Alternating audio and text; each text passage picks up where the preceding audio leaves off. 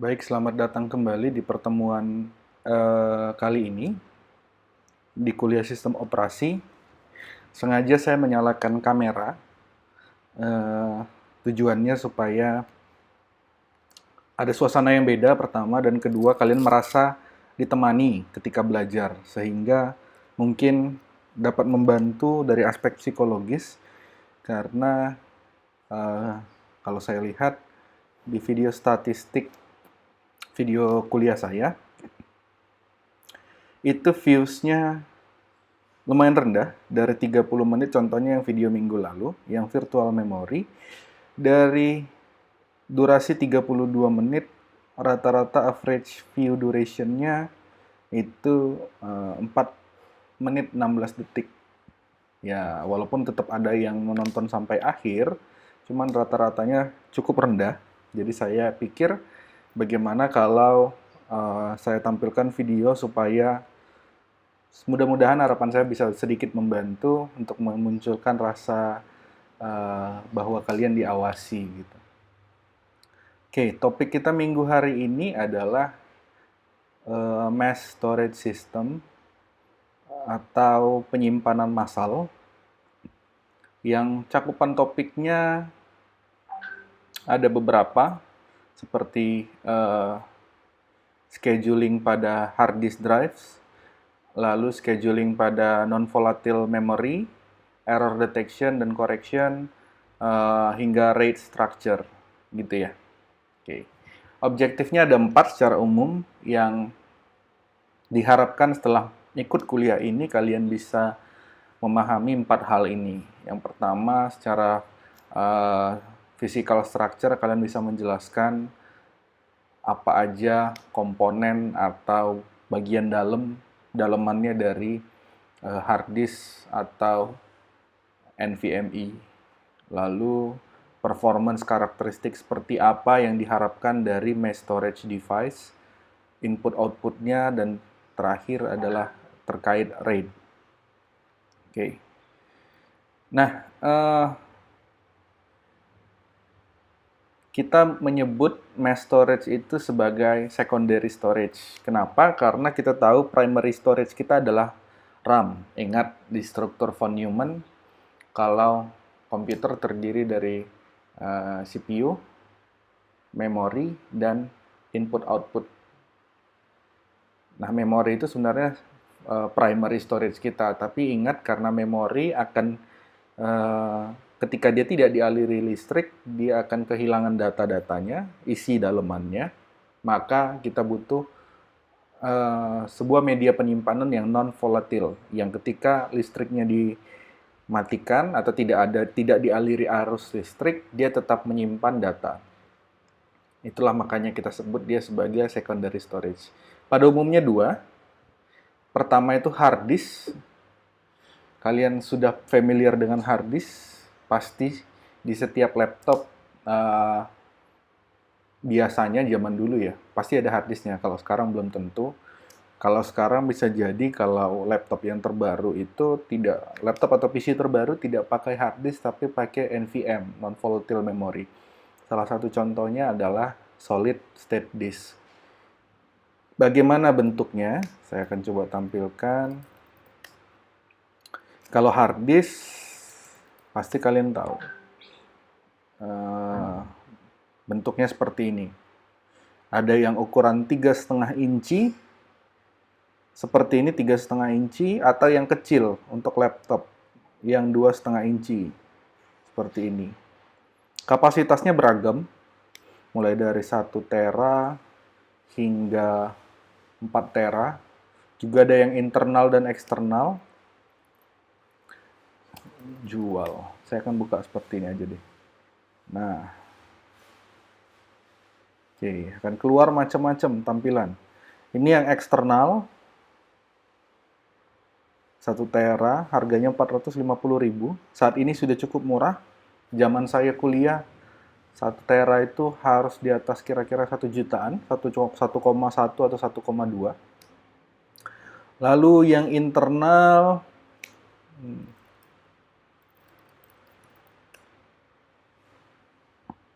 seperti ini. Ini yang 4 tera, 3,5 inci, harganya 1,7 juta. Jadi bervariasi. Itu kalau hard disk. Lalu NVM, non-volatile memory. Salah satu contohnya adalah SSD. Jadi non-volatile memory itu secara umum ada bentuknya, rupanya ada dua. Satu adalah SSD seperti ini, yang biasa, yang kotak maksud saya, ukurannya 2,5 inci, atau yang berbentuk seperti ini. Nah, bedanya apa? Sama-sama NVM, non-volatile memory, bedanya adalah yang seperti ini, interface-nya, atau interface itu apa ya? Colokannya adalah SATA. Tulisannya SATA, SATA. Nih, saya akan cari bentuk colokannya. Nah, kira-kira bentuknya seperti ini. Ini adalah SATA. Mana dia? Nih, nah. Nih. Ini adalah colokan, atau colokan itu istilah awam ya. Kalau kita di yang lebih ilmiah, yang lebih scientific bilangnya interface, gitu ya. Atau port, itu SATA. Kalau yang seperti ini, nah dia akan dimasukkan atau akan dipasang pada interface atau colokan namanya PCIe. PCIe itu ada di motherboard. Seperti ini bentuknya. Jadi ditancapkan di sini. Atau di laptop sekarang sudah ada PCIe-nya. Seperti ini bentuknya yang jadul, tapi yang I yang kecil itu yang dua ini colokannya. Itu. Jadi ada dua jenis. Yang interface-nya SATA. SATA itu interface untuk hard disk lama. Jadi kalau yang hard disk lama mau upgrade ke SSD pasti pakainya SSD SATA interface-nya. Lalu kalau yang model terbaru itu interface-nya namanya PCIe gitu ya. Nah, apa perbedaan umumnya antara hard disk HDD dengan, saya akan singkat hard disk dengan HDD, HDD dengan NVMe, bedanya apa? Yang pertama adalah HDD, ada komponen yang berputar, namanya juga disk, cakram. Di dalamnya ada yang berputar. Sementara NVMe, tidak ada putaran di dalamnya. Nah, karena ada yang berputar seperti ini, piringan yang berputar, maka itu kalau hard disk jatuh, eksternal, internal, apapun itu, kalau hard disknya jatuh dan head-nya bergeser, atau disknya bergeser sehingga rotasinya tidak lagi sempurna, dia akan mengakibatkan kegagalan.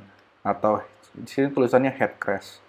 Akan bisa jadi beberapa file tidak bisa terakses, atau sama sekali hard disknya tidak terbaca. Itu kalau jatuh hard disknya. Kalau NVMe lebih tidak rentan, lebih kuat, lebih durable.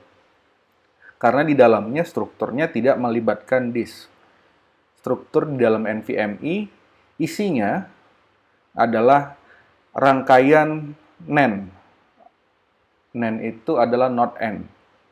Kalian reverse lagi ke arsitektur komputer atau matematika diskrit, ada pelajaran tentang gerbang logika, dan ada gerbang NAND. Nah, sebenarnya isi dari NVMe itu adalah rangkaian-rangkaian gerbang NAND yang disatukan menjadi sebuah blok. Jadi, perbedaannya, kalau hard disk di dalamnya ada cakramnya, ada CD-nya, seperti CD bentuknya, tapi bukan CD yang optik, tapi cakram yang berputar. Kalau NVMe tidak ada yang berputar, isinya adalah rangkaian-rangkaian NAND atau rangkaian elektronika. Seperti itu perbedaannya. Lalu apalagi perbedaannya? Yang paling terasa perbedaannya adalah kecepatannya. Saya akan coba cari. HDD SSD comparison. Nah,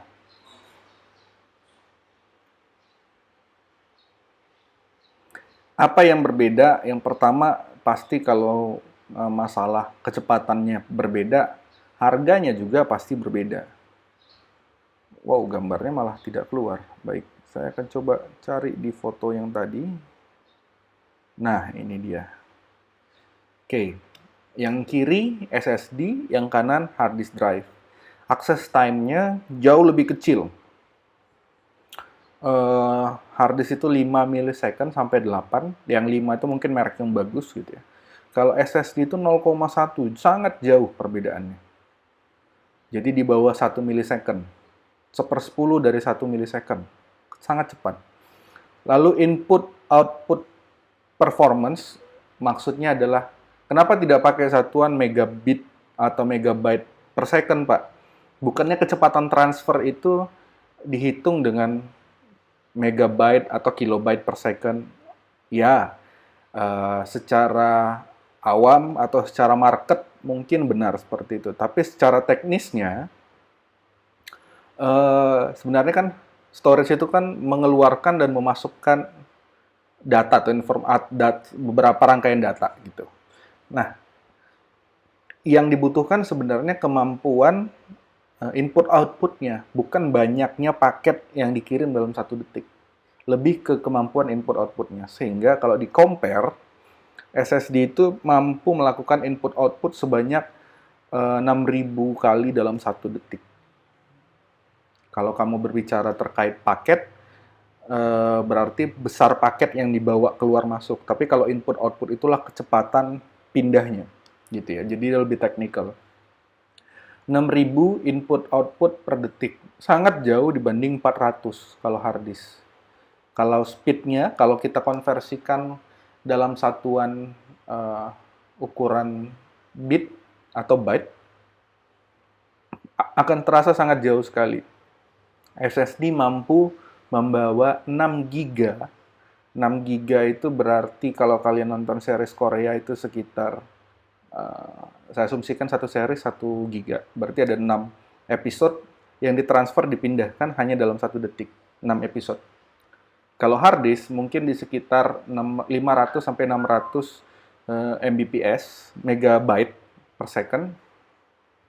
Jadi kalau kalian transfer series Korea, 1 episode dari hard disk HDD ke media lain, ke laptop, mungkin membutuhkan jika 6 series, 6 episode, itu, dalam 1 detik, mungkin kalian hanya bisa mentransfer dalam 2 detik 1 episode.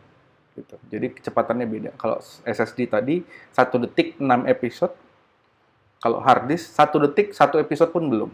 Jadi dia butuh 2 detik untuk 1 episode, gitu ya. Lalu yang ketiga, reliability, kehandalan, kemungkinan failure, gagal. Rata-ratanya kalau SSD 0,5%, kecil sekali. Hard disk 2-5%. Energi juga. SSD 2-5 watt, hard disk pasti lebih besar karena ada motor yang memutar cakramnya. Lalu otomatis kalau energinya lebih hemat, CPU powernya juga akan lebih hemat, gitu ya. Request time per input output 20 milisecond, hard disk 400-500 milisecond, sangat jauh. Dan backup rates-nya juga, kemampuan backup-nya. Juga umurnya, di sini tidak cantumkan umurnya. Umurnya jauh berbeda, lebih awet SSD gitu ya, karena dia juga handal, tidak gampang rusak. Tapi dari sisi harga, ini nggak ada yang menceritakan tentang harga. Ini tadi kecepatannya, comparison kecepatannya. Kalau di SSD bisa sampai 1,5 giga, 2,5 giga read, dan 1,5 giga write. Beda sekali dengan hard disk yang di atasnya. 2.500 banding 102, sangat timpang sekali. Hampir 20 kali lipat lebih cepat. Jadi, kalau laptop kalian udah mulai lemot, solusinya ganti SSD. Gitu. Siapa yang gantinya ke siapa? Kayaknya Dimas sekarang buka. Dimas SORC itu buka service dan upgrade laptop. Boleh kontak dia. Nah, ini ukuran dan dalemannya. Bedanya hard disk dengan SSD. Saya mau lihat harganya. Kalau nggak ada, maka saya buka Tokopedia, jual SSD.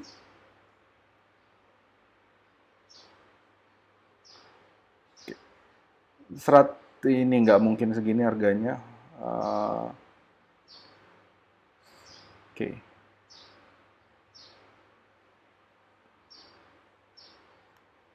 Ini ngaco semua, bentar.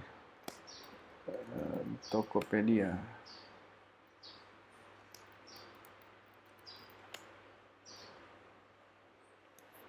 Oke, lihat contohnya di sini 1 tera SSD harganya 2,3 juta. Sementara kalau kita di hard disk 1 tera hard disk itu harganya 500.000. Jadi kalau hard disk 500.000, SSD 2,3 juta. Beda jauh, hampir 6 kali lipatnya.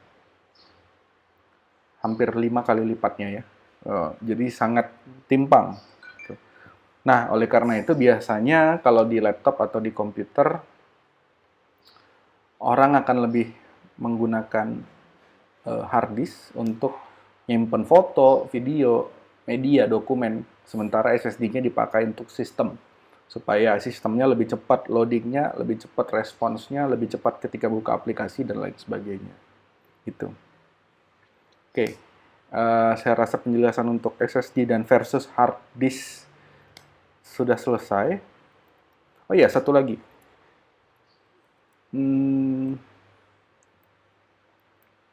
SSD punya isinya adalah NAND flash controller yang mengatur mana sektor page yang berisi, mana yang tidak berisi. Satu lagi yang penting, kalian harus tahu cara kerja hard disk konvensional itu dengan menggunakan magnet. Kalian boleh nonton videonya. Saya sangat sarankan kalian tonton ini. TED HDD Works. Ini. How do hard drives work? Kalian akan lihat ini. Silakan ditonton. Saya jelaskan poin pentingnya saja. Bahwa sebenarnya ketika kita menyimpan sebuah foto, file, dokumen apapun itu, dalam sistem komputer akan dikonversi dalam bentuk biner. Itu harus kita sepakati dulu. Biner itu 1 dan 0. Jadi kalau kamu punya foto, sebenarnya fotomu itu adalah rangkaian angka 1 dan 0 yang disusun. Gitu. Berapa banyak angka 1 dan 0-nya? Mungkin miliaran, mungkin triliunan, sangat besar. Disusun satu persatu ke dalam hard disk. Bagaimana membedakannya?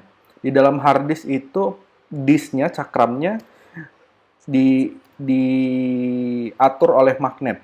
Jadi ada komponen yang mengatur magnetnya, sehingga magnet itu kan magnet bisa positif atau polarisasinya ke kiri atau ke kanan. Kalau dia saling bertolak belakang, maka akan tarik-menarik. Itu yang kita tahu dulu ketika SMA. Gitu juga isinya di hard disk. Polarisasi dalam cakram itu, kalau dia 1, kita bisa disepakati kalau dia 1, maka magnetnya akan diarahkan ke kanan. Kalau dia 0, diarahkan ke kiri. Seperti ini misalnya. Jadi sehingga ada perbedaan polarisasi magnet dalam hard disk. Sehingga nanti ketika dibaca, kita bisa mendapat nilai 1 dan 0. Gitu. Ini proses pembacaannya. Nah, kalian tonton saja video ini supaya lebih jelas bagaimana proses kerjanya. Intinya di dalam hard disk yang membedakan 1 dan 0 adalah arah magnetnya, polarisasi magnetnya. Itu hard disk. Kalau di SSD, bedanya, saya akan ceritakan singkat saja. Di SSD yang membedakan 1 dan 0-nya adalah apakah dia bermuatan listrik atau tidak. Gitu. Kalau tadi di hard disk pembedanya adalah bisa jadi 1 itu yang polarisasi magnetnya ke kanan, 0 yang ke kiri gitu ya. Kalau di SSD itu pembedanya adalah dalam satu bagian, apakah dia memiliki muatan listrik atau tidak. Kalau dia memiliki muatan, maka dianggap nilainya 1. Kalau tidak, 0. Seperti itu. Ada lagi yang lain, seperti zaman dulu itu ada magnetic tape. Mungkin kalian belum lahir, saya sempat pakai di SMP. Ada floppy disk 3,5.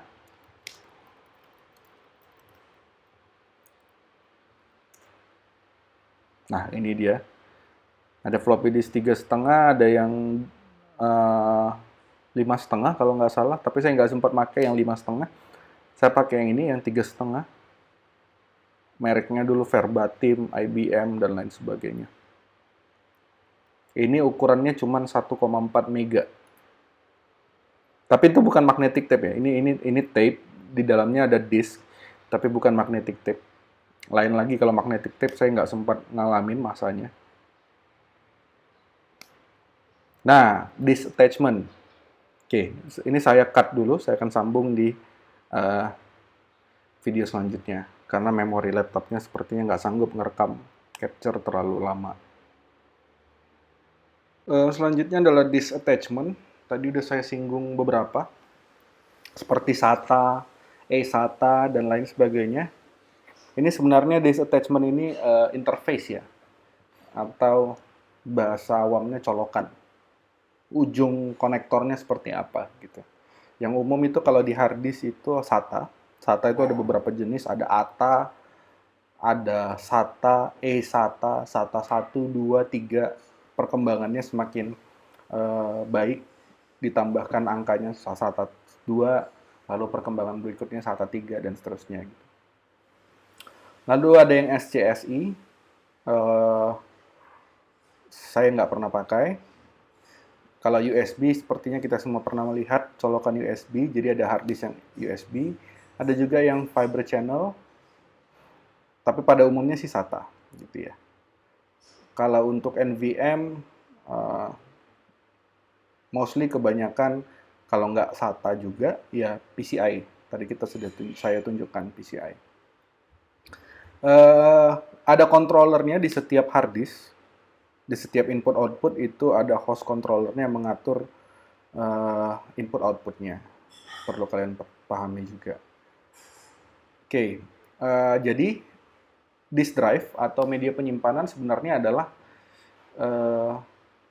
array. Array itu matrix, bisa dibilang matrix tapi satu dimensi. Yang isinya adalah blok data 1 dan 0. Gitu ya. 1 dan 0. Tadi saya sampaikan pembedanya. Intinya adalah blok data yang di mapping ke dalam sebuah array. Nah, terkait scheduling. Banyak scheduling, ada CPU, ada memori. Sekarang kita ke hard disk scheduling. Khusus untuk hard disk, karena hard disk adalah penyimpanan yang berputar. Ada disknya. Oke, kita langsung aja. Yang pertama ada FCFS. Di mana-mana yang namanya FCFS, kalau ada queue-nya, ada urutannya, 98, 183, 37, maka yang diproses berdasarkan urutan. Gitu aja intinya. Tapi di sini dimulai dari head ke 53. Jadi ya, di hard disk itu kan ada head-nya. Ini disk, ini ada head-nya nih. Head-nya itu bergerak, bisa maju, bisa mundur, ke tengah dan ke pinggir, juga bisa mengakses beberapa lokasi di dalam disknya itu. Gitu. Jadi dia mulai dari poin ke 53, maka diurutkan aja. Antrian 98, maka dari 53 menuju 98, lalu ke 183, lalu ke 37, balik lagi berarti, ke 122, ke 14, ke 124, dan seterusnya. Itu FCFS. Sehingga pergerakannya ada 640 silinder. Hitung aja sendiri. Dari cara ngitungnya gimana? Dari 53 ke 98 jaraknya berapa? Berarti 98 kurang 53. Ditambah dari 98 ke 183 berapa? Berarti 183 dikurang 98. Ditambah lagi dengan jarak dari 183 ke 37 itu berapa? Ditambah lagi jarak dari 37 ke 122 berapa? Ditambah terus sampai akhirnya totalnya adalah 640 cylinders. Itu FCFS.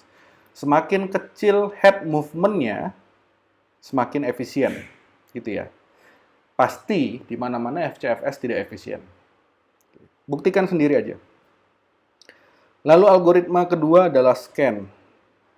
Nah, scan ini nama lainnya elevator.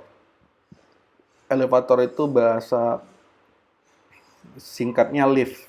Kalau kalian ke mall, sayang kalau di MBK cuma 4 lantai, jadi liftnya cuma naik turunnya 4 lantai aja.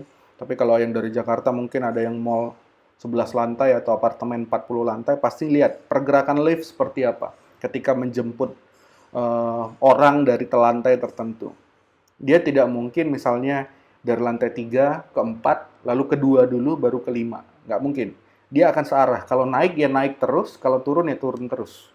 Gitu juga scan. Dari 98, 183 ini ada antrian. Head-nya mulai dari 53 juga. Lalu, berdasarkan antrian ini, dia akan scan. Dia mulai dari 53, yang terdekat dengan 53 siapa dulu nih mau dijemput. Gitu. Yang terdekat 37. Maka dia ke 37. Setelah 37 yang terdekat siapa lagi? Yang searah loh. Dari 53 kan tadi ke 37 arahnya kan ke bawah. Jangan ke atas. Jadi setelah dari 37, yang ke bawah, yang dekat siapa lagi? 14. Ketika nyampe 14, yang terdekat siapa lagi? Sebenarnya dari 14 yang terdekat tuh 65. Tapi yang namanya lift, pasti harus turun dulu sampai ke basic, ke paling bawah. Maka dari 14 dia turun ke 0 dulu, baru ke 65. Dari 65 neruskan ke 67 dan seterusnya. Berurutan. Berarti polanya habis itu naik. Nah, sama cara menghitung head movement-nya, ya tadi, jarak dari 53 ke 37 berapa? Kalau ini lebih gampang. 53 ke 0 langsung aja berarti. 53 ke 0 itu 53, ditambah 0 ke 183. Itu 183 kan? Jadi 183 tambah 53. Gampang jadinya. Ngitung head movement-nya. Dan yang terakhir di sini ada C-scan. Beda dikit dari scan, sama-sama searah, tapi bedanya adalah gini. Misalnya dia ke arah kanan ya, ke arah kanan. Dari 53 ke arah kanannya adalah 65. Setelah 65 jemput 67, 98 dan seterusnya sampai mentok di jemputan terakhir tuh di 183 nih. Di 183. 183 tentunya dia harus mentokin ke paling kanan, yaitu 199.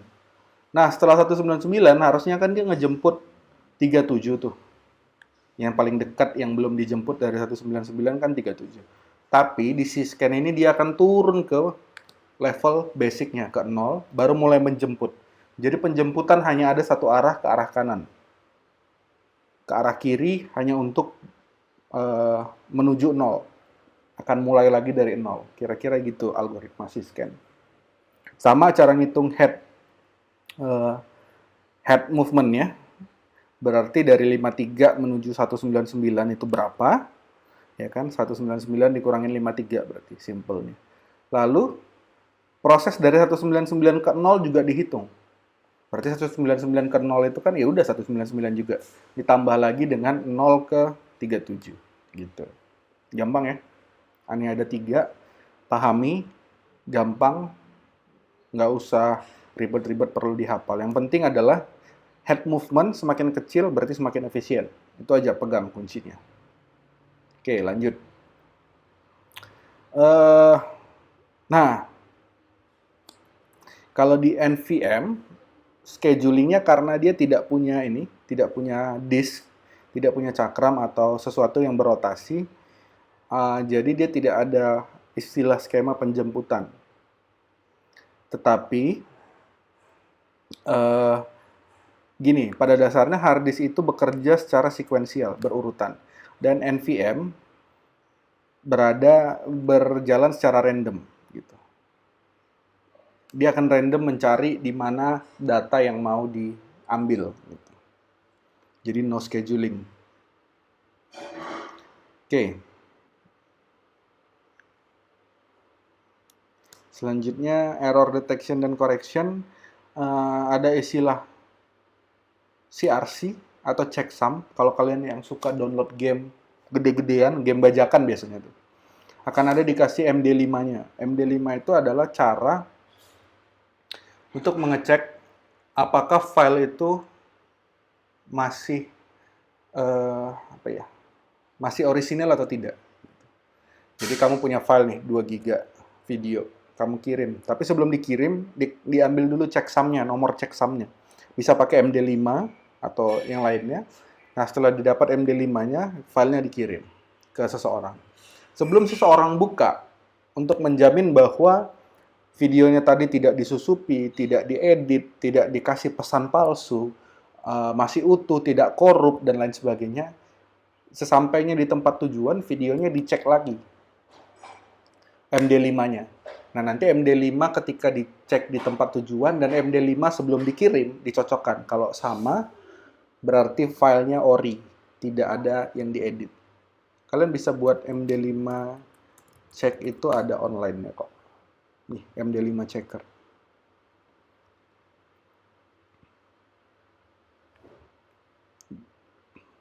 Biasa kalau file-file yang gede, kalau saya tahunya sih di game bajakan itu biasa ada MD5-nya. Jadi kita cek dulu ketika kita sudah selesai download, apakah download kita korup atau tidak. Gitu. Kalau misalnya nomor MD5-nya tidak berubah, berarti game kita atau file yang kita download aman. Gitu.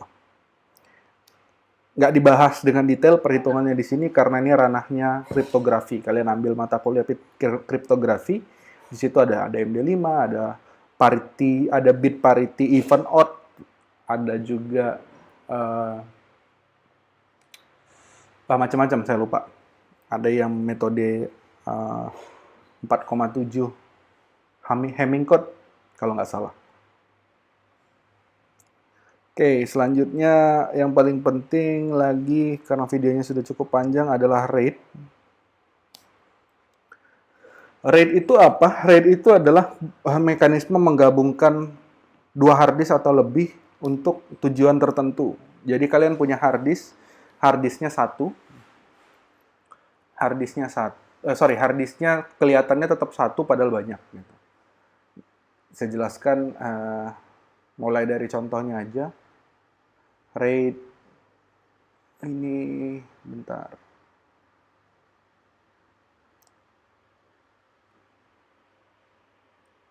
Kalian boleh lihat video di YouTube. RAID 0, 1, 5, dan 10. Kita akan coba dari ya intinya ini adalah RAID itu intinya adalah untuk fault tolerance. Jadi untuk mencegah kegagalan, supaya data tidak terjadi data loss. Kepanjangannya adalah Redundant Array of Independent Disk. Nah, ini adalah contoh RAID 0. RAID 0 itu contohnya fungsinya adalah gini. Dia yang pertama adalah tidak fault tolerant dan dia tujuannya adalah kalau tidak salah hanya untuk memperbesar kapasitas dari disk. Gitu. Nih, misalnya filenya adalah file yang mau disimpan A, B, C, D, E, F, G, H, I, J. Maka teknik penyimpanan dengan RAID 0 adalah seperti ini. A masuk ke disk 1, B masuk ke disk 2, jadi dibagi 2 gitu. Supaya misalnya hard disk satunya 500 GB. Nah, 500 GB ini kalian mau kembangkan dua hard disk digabung menjadi satu gitu. Metodenya adalah RAID 0. Jadi filenya di split. Ingat, RAID 0 tidak fault tolerant. Jadi kalau hard disk B rusak, ya udah hilang file yang tadi. Yang sisa tinggal A, C, E, G, I. Yang B, D hilang semua ke bawah. Keuntungannya kecepatan. Kenapa? Karena ketika kalian request file A dan file B secara bersamaan, yang kerja dua disk yang berbeda. Gitu. Yang kerja disk A dan disk B. Kalau kalian request misalnya satu hard disk doang, A dan B-nya di hard disk yang sama, maka gantian kan request-nya. Kalau dia di hard disk yang terpisah kan lebih cepat karena secara dua-dua bisa bekerja dalam waktu yang bersamaan. RAID 1 ini adalah duplikat. Jadi persis sama jika ada A dikirim, maka A dikirim ke dua sisi, B juga demikian, C dan demikian. Tujuannya apa? Backup. Jika salah satu hard disk rusak, maka masih ada backup di tempat lain. Nah, ini adalah RAID 5. Dia butuh lebih dari 3. karena tidak cukup cuma 2, karena dia akan membuat sebuah parity. Parity tadi adalah metode untuk bisa merecover dan mencek apakah sebuah file itu ada salahnya atau tidak.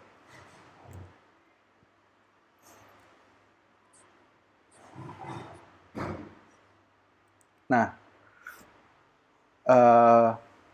file A, file disk 1, disk 2, dan disk 3 adalah disk penyimpanan. Sementara disk 4 khusus untuk parity. Sorry, kebalik ya. Jadi masing-masing di sequence, parity-nya tersebar di beberapa bagian. Tujuannya apa? Ketika salah satu disk rusak, mana dia animasinya? Ketika salah satu disk rusak, maka dengan parity tersebut bisa di-generate kembali, bisa dicek apakah filenya masih konsisten, bisa di-recover kesalahan-kesalahan, error-error yang kecil. Itu fungsinya parity bit tadi, bagian parity. Dan yang terakhir, RAID 10 adalah gabungan dari 2 RAID 1. Gitu ya. Ada RAID 1 yang digabung secara simultan. Jadi ketika ada file C, maka C masuk ke bagian kiri, tapi langsung diduplikat. Ketika ada D, masuk ke bagian kanan, langsung diduplikat. Seperti itu. Jadi tidak, selain dia lebih cepat, juga aman terhadap kegagalan baca atau error. Kira-kira gitu. Kalian boleh tonton ulang video ini. Ada penjelasannya di YouTube. What is RAID 0, 1, 5, and 10. Saya kira kuliah hari ini sudah cukup. Saya tidak kasih tugas sepertinya. Tapi saya harap kalian menonton video ini dengan lebih lengkap, tidak sepotong-sepotong, dan saya harap menonton video YouTube yang tadi sebagai tambahan informasi dan penjelasan. Terima kasih. Sampai jumpa minggu depan di video lain. Jangan lupa harus tetap belajar walaupun kondisinya seperti ini.